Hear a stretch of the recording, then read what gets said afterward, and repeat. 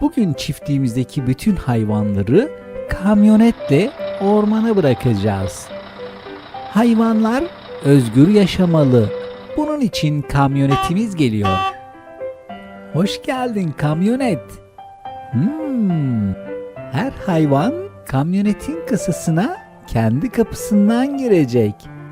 Kamyonete önce kim binmek ister? Kedi.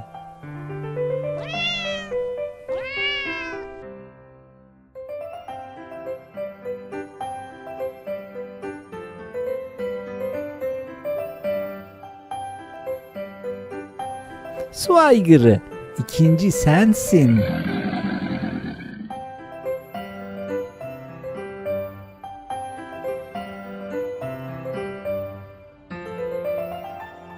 Acaba sıradaki kim?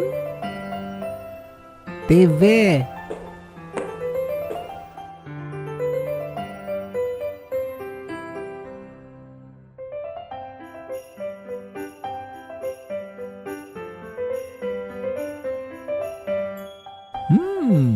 Bu kapıdan uzun boyunlu bir hayvan girecek.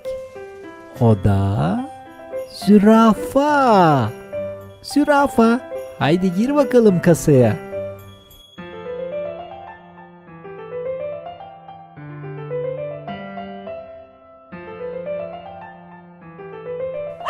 Köpek.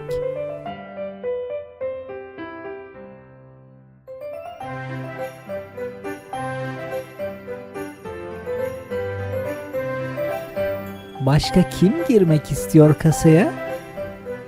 Domuz. Haydi girelim içeri.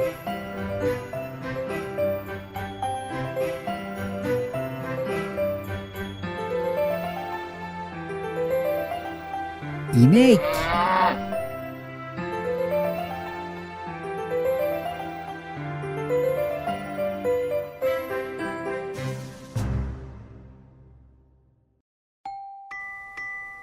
Ve son olarak fil.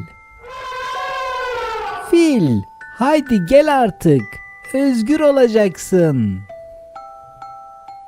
Ormana gitmek için herkes kamyonete bindi.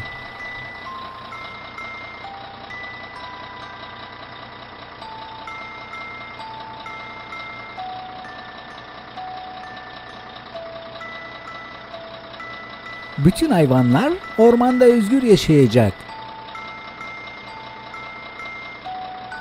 Evet, burası orman. Ormana geldik. Kamyonetin kapısını açalım.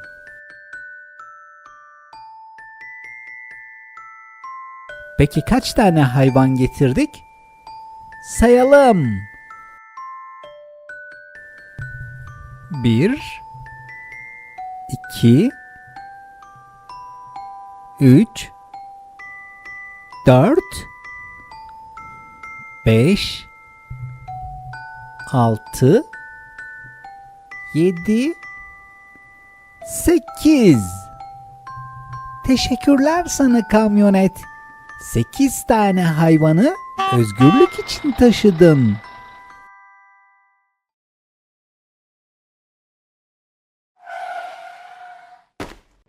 Bebe Türk'e abone olun. Yeni çizgi filmleri kaçırmayın.